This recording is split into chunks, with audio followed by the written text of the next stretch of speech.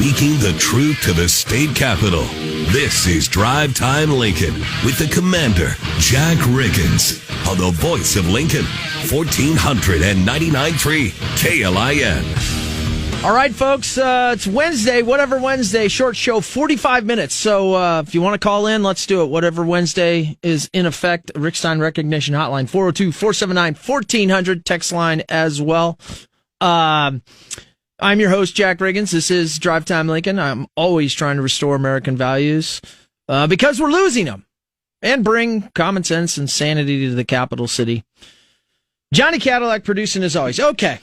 Wow. Executive producer. Yeah, I'm sorry. Executive producer. Well, let's take this from the top headline before we get into internal Twitter wars.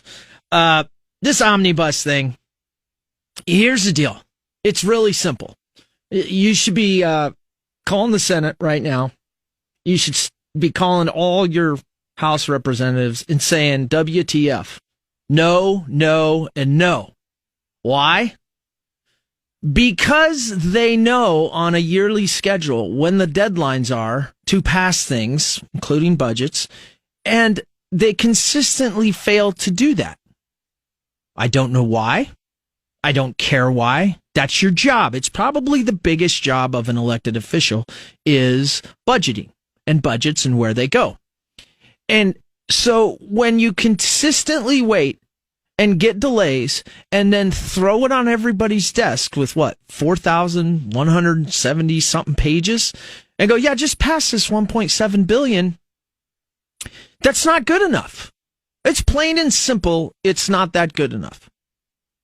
They're failing to do their job. So just say no. Do the old Nancy Reagan. Just say no. Call, write, email, text, get on Twitter, say no, no, no, no. Do your job. Present things in a timely fashion so people can review them and so that the democratic process works. So shout out to anybody on Capitol Hill that is going to hold our electors to that type of work, because that's what they're supposed to do. I think I'm pretty clear on those thoughts. I'm torn on Ukraine, folks. Here's why. I don't want to see a hot war, meaning where the United States gets involved in any type of conflict. Especially one that at this moment doesn't seem to be affecting the security of the United States nor our NATO allies. Now, am I saddened that Ukraine has been invaded by a foreign power and that's not right? Yeah, that stinks. But at the same time, we have to weigh our support. And why I say that is it can't be an endless stream of money and materials. If you do back somebody, then, progress would be needed. And so I'm not necessarily against Zelensky coming and asking.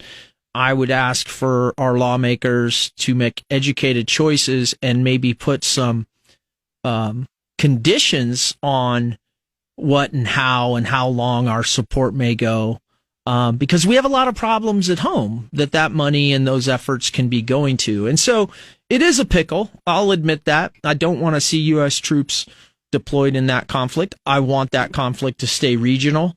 But at the same time, I don't want to see it going on and on in the, multiple billions of support, and it's not going one way or the other. And we just need to be careful with that. So who knows what's really going on with that? We certainly have supported countries on a much cheaper scale over the last, say, 50 years in defending against invaders than just outright just sending loads of cash. As a matter of fact, when we send loads of cash, historically speaking, it says it doesn't work out too well and there's a lot of fraud. So take it for what it's worth. Probably the biggest thing today that happened is, as you know, I love to talk about crime in this city, and I love to post facts. And I did that. I did that about some police numbers. And here's the thing, okay? Here's the thing. There's a lot of different ways to look at your police statistics or any statistics. Yes, I don't hide the fact that I look at the negative ones. Anybody that's in law enforcement or the military, first responders knows you have to look at the negative to find where things need to be fixed. Okay? And yes, I think Lincoln's a great city. I enjoy living here. I believe, as I've said from the get-go, we can do better on crime. And I don't believe that we are getting the best out of our tax money and our policies. And so I have a problem with that. What you don't see a lot, and the point of my Twitter today, is that you don't see when I or anybody pulls factual numbers. And again, the reason I pull the numbers I do is because I don't hear any other news outlet ever ask questions about those numbers, talk about those numbers in depth, and essentially hold the political elite and the police accountable to getting those right. That shouldn't be a controversial thing, folks, unless you want to live in a nirvana. And so it's interesting because I don't always buy into the national narrative that, conservatives get silenced and the left always just, throws, oh, you're racist or, oh, you're just creating fear. I don't always buy into that. But it was an interesting response today because I did get hit with that. I got hit with, I got hit with, you probably weren't even in the military. I was. I am who I say I am. I am Jack Riggins. I post under my own name. I have my own radio show here, and I post. And I got hit with fear-mongering. That's not fear-mongering, folks. I'm shedding light on numbers that hardly anybody that I'm aware of throws at you monthly, yearly, weekly. Now, what you do hear a lot from a lot of people, news media, our mayor, is, well, the violent crime rate's down. Well, the violent crime rate, first, you and the police department set what that is. And good. That's a good thing. But that's not the only thing. I'm sure people that are getting their auto taken and their catalytic converters and the robberies, I'm sure to them that's a violent crime. Okay? There's a lot more in it. But it's the response that we immediately go to shaming when somebody else says something you don't like. That's factual. It's right there for you to see. And we start justifying or confusing or throwing other facts in. Yeah, well, there's this article and there's that article. And we could play that game all day long. How about, yeah, those are some other numbers that the police department reports because that's what they are. They're not me making up numbers, folks. But it plays into this narrative pushing that consistently goes on, not only around the nation, but right here in Lincoln. And it's sad because I'm wondering if people don't even know they're doing it. And if they're doing it, is it because of a deep political belief? Is it because of a deep other belief? How can crime facts that your own police department states be controversial? How is that fear-mongering? How is it that people immediately in other news organizations, or maybe my own, immediately go into spin mode to try to show something else? I don't know. And that's okay. I'm fine with them doing it. I just think that it's kind of silly that we, as a people, aren't willing to see the entire picture. I really am. It's interesting stuff. It was an interesting day in that dynamic. Ultimately, it's up to you to decide with the information you get from your peers, from yourself, from your city officials, from the news media, whether or not you think the city's in a good position with crime. Well, I'll talk about one of the areas that a lot of people will point to because I find it hilarious, right? And it's this. They'll go, well, traffic stops are way down. There's a lot of good things. Yeah, there's also something called the Ferguson effect. And I would surmise to you that Lincoln fits that completely. Let's take a break on 1499.3 KLIN. You're getting the 411 from DTL with Commander Jack Riggins on 1499.3 KLIN. All right, it is a Whatever Wednesday, so let's get to our callers. Howdy. Oh, yeah, mustard. Howdy. You're on air. You know that the libs fear facts. That's why they're coming after you. Oh, hold on. Howdy. If you're going to call into the show, you got to call into the show. Okay, let's go. Oh, yeah. You know that they hate facts. Just look at the anti-gun group that put pressure on the CDC to take off all the stats about shootings that save people, and they took it off because they basically told them because it stops us from passing legislation to get rid of guns. Yeah, well, thanks for the call, Howdy.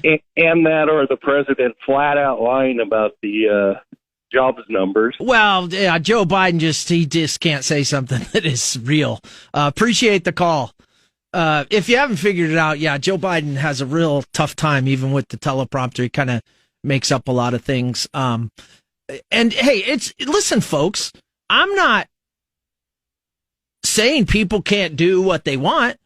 I just like all sides to be presented, however people want to present them. My God, of course I don't fall into groupthink and read everything in the local media, because if I did that, I would be jaded by groupthink and the synergy, which is very, very much left-leaning. So number one, I am not left-leaning. Number two, I see the world from a conservative viewpoint. I very much believe in the Constitution of the United States and what the United States is, okay, and has done good for people than all the other BS, in my opinion, that's said out there about it. And so I come at it from that angle. And it's okay. If you don't want to go, oh, I didn't know murder was up 43%, auto theft 41%, arson 33%, weapons offense 24%, shoplifting 20%, assault and vandalism 12%, larceny 10%, robbery 7% over last year. That's fine. That is a factual number from our police department. And yes, violent crime, as they define it, is down some percentage points. And the mayor constantly tells you that. And so does every media outlet. But I think it's important that you know the other facts as well, because if they allowed me to sit in the press conferences, I would ask them about these other numbers. Now, one of them people will say to me all the time is, well, and traffic stops are down. You know what? You're right. Now, I wonder if people's traffic habits have just gotten awesome over the last 4 years. Because since 2018, the traffic stops are down 50%. Boy, you should be clapping your hands, Lincoln, until I tell you that our traffic department has been disbanded because we don't have enough officers. So that is not a positive number. But if I just told you traffic stops were down 50%, you'd go, wow, let's pat ourselves on the back, Lincoln. No, the fact is you don't have enough officers to patrol and essentially waste time on those silly infractions. But those are part of public safety. And so you can have pretty briefs and you could go on TV and talk about all these things, and other media pundits can form their opinion. But that's just a simple fact. The police chief talked about being down 23 officers at the beginning of the year. Then in June, talked about, well, now we're down 40. This isn't me. I didn't make that up. She went to a presser and said that. We don't have enough officers. I've only said that every day for the last 2 years, and I'm going to continue to say it. And do you think that doesn't have an impact on our crime rate? I think you should know. I care about those things. Johnny, welcome back to Drive Time Lincoln. Hey, thank you for taking my call. Real quick, corporate crime. Corporate crime is worse than just any average citizen crime. It costs us taxpayers like over $800 billion a year plus. Probably, I mean, they're getting away. It's theft. Right, Johnny, I think you and I probably absolutely agree on that. Now, I don't know if our fraud number, which is 16.8%, and I don't know how police and the FBI, I would have to look it up, define white collar corporate crime, but it sickens me that corporations with all the money they make do so much crime.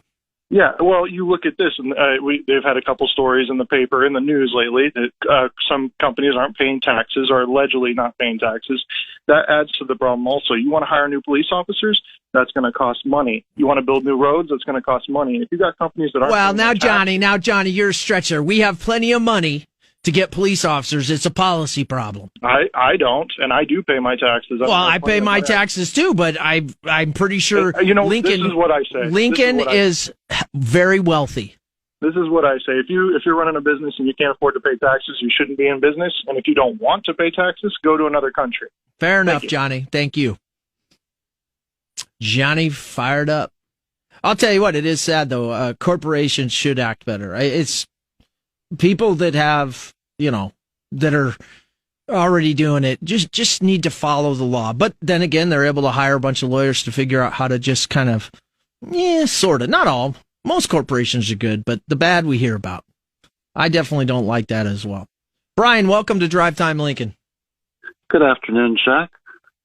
Well, this is a little bit like Fox News when they talk about the most dangerous cities. They talk about Well, we are a Chicago. Fox affiliate here at KLIN. Well, they will highlight Chicago, New York, and Los Angeles. Those cities do have some crime problems. But if you look up the most dangerous cities, you find the number one is always St. Louis, then Baltimore, New Orleans, Detroit, Cleveland, Las Vegas, Kansas City, and Memphis. And your point is?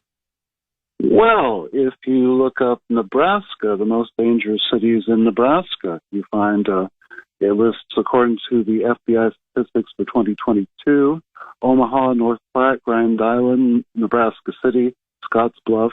And ding, ding, ding. So you're fitting a narrative. So I will ask you, so what do you think about the murder rate up 43% and auto theft up 41% here in our city?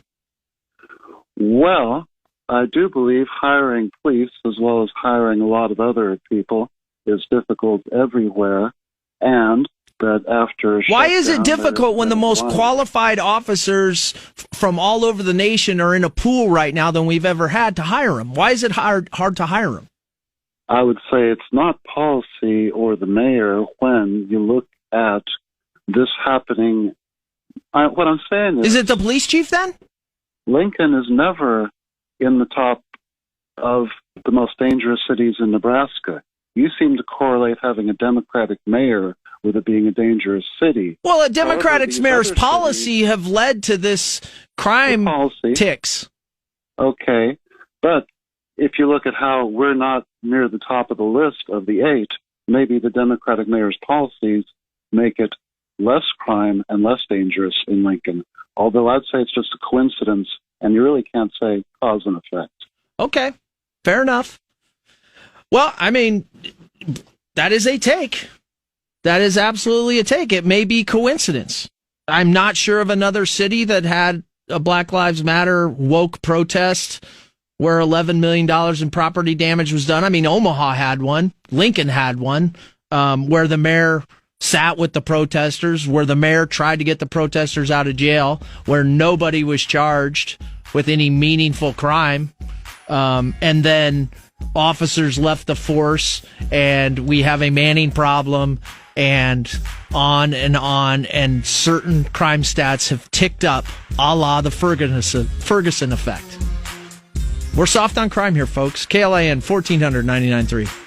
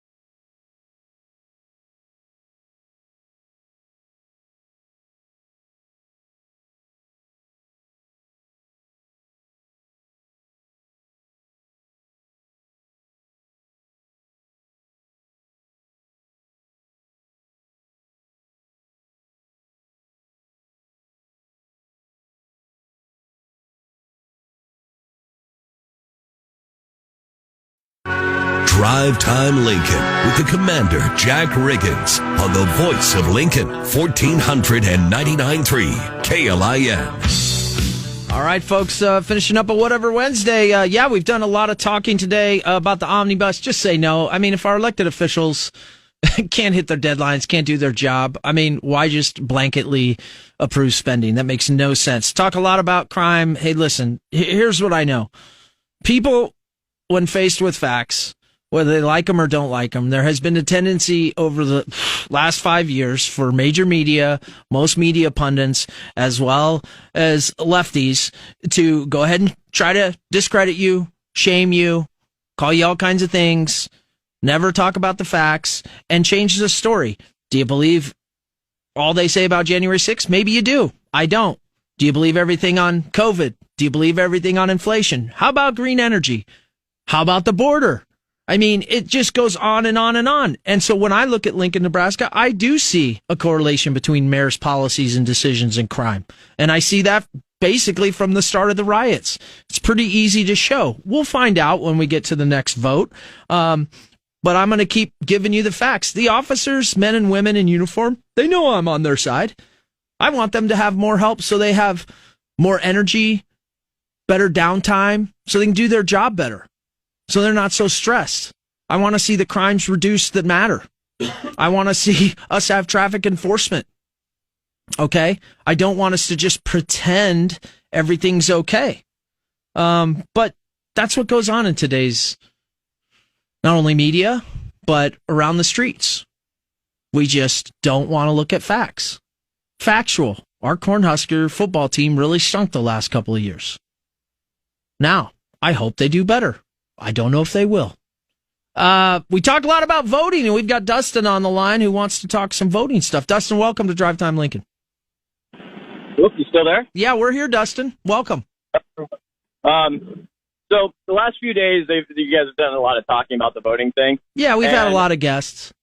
Yeah, and one of the main issues that I see right now in the GOP party is yes, everybody wants you to vote in person. And that's great and all, but sometimes it's not convenient, okay? And the GOP have lost some elections just because they've been poo-pooing these ideas.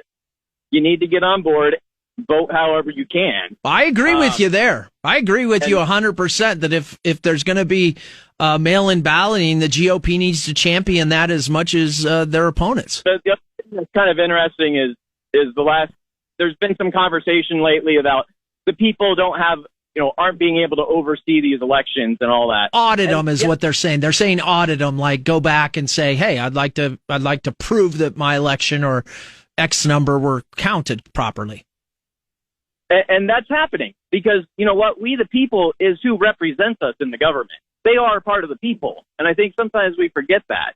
Now, number one, if there is a couple senators listening tonight, one thing I'd really like to see change is I'd like to be able to vote at any polling location because it's super irritating to work in Omaha and drive 2 hours out of my way to come vote.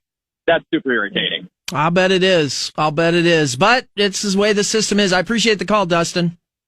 You bet. Yeah, it's good thoughts. I mean, listen, the GOP needs to decide. I mean, I've said before, and I'll say this again, for the people that are very hard on the election security, I don't think you're going to get all the way to in-person voting. I don't think you will. And so, to me, that looks to be a compromise with people you're working with, about the issue. And that, I think, is fair. Compromise is everything.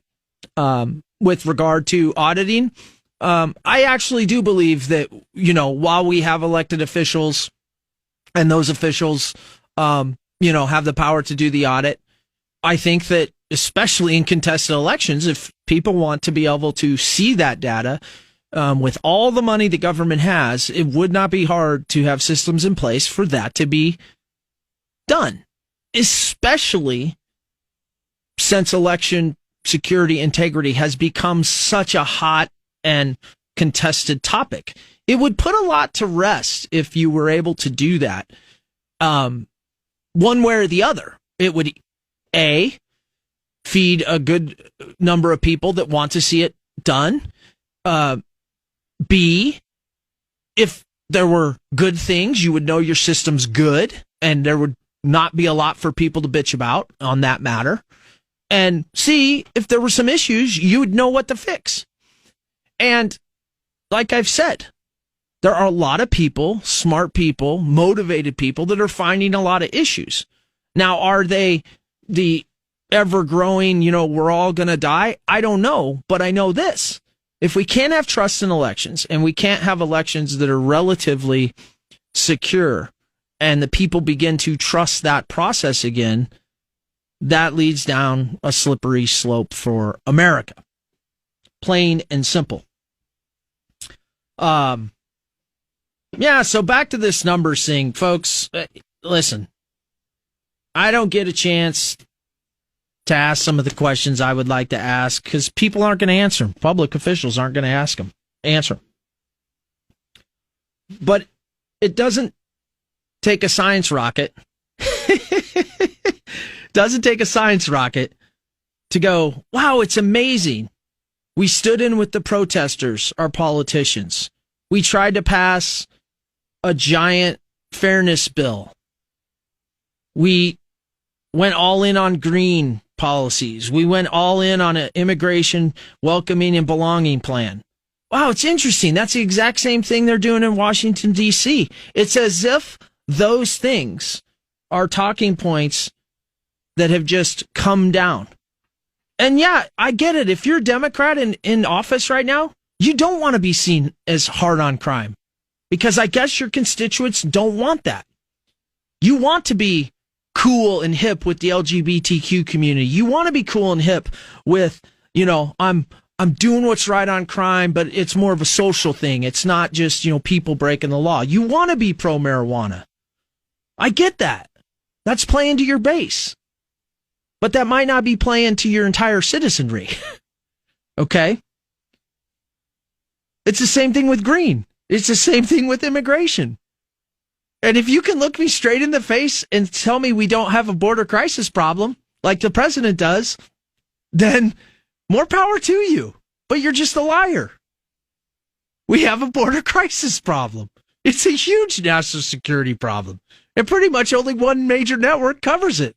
And honestly, I get around to it every once in a while. But it's a huge problem. And so, of course, I'm going to dig and find things that are counter to your narrative because you're not telling everybody the entire picture. You're giving everybody a slice of the pie that makes you look good, like a show pony, like, a dog that runs around, the circle with perfectly groomed hair and, all the nice little ribbons. That's not helping America right now. It's not at all. So go ahead.